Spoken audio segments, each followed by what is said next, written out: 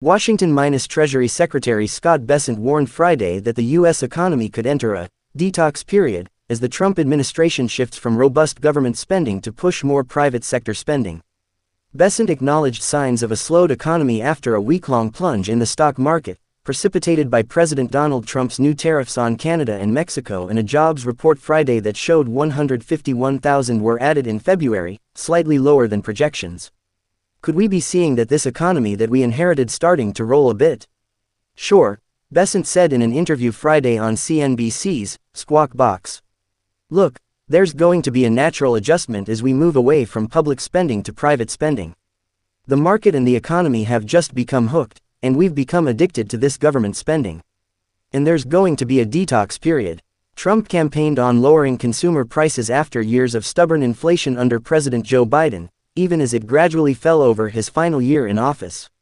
More, Trump backpedals on Mexico, Canada tariffs amid consumer anxiety, stock market tumble. Bessent downplayed the stock market turbulence of the past week, although, during his first term in office, Trump was known to routinely tout stock market gains.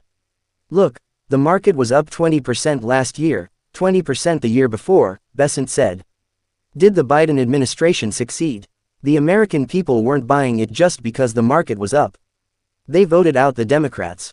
Bessent accused the Biden administration of creating an unstable equilibrium, in which the top 10% of income earners accounted for 40% to 50% of consumption while the bottom 50% of working Americans have gotten killed.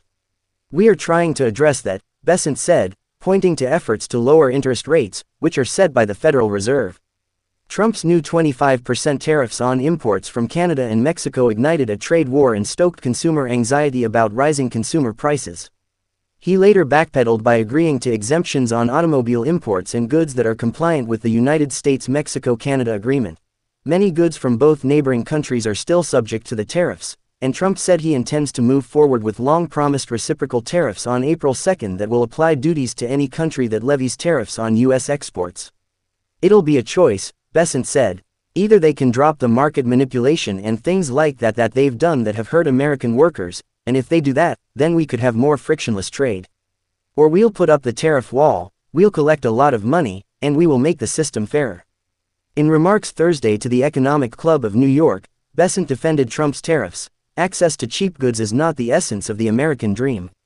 The American dream is rooted in the concept that any citizen can achieve prosperity, upward mobility, and economic security.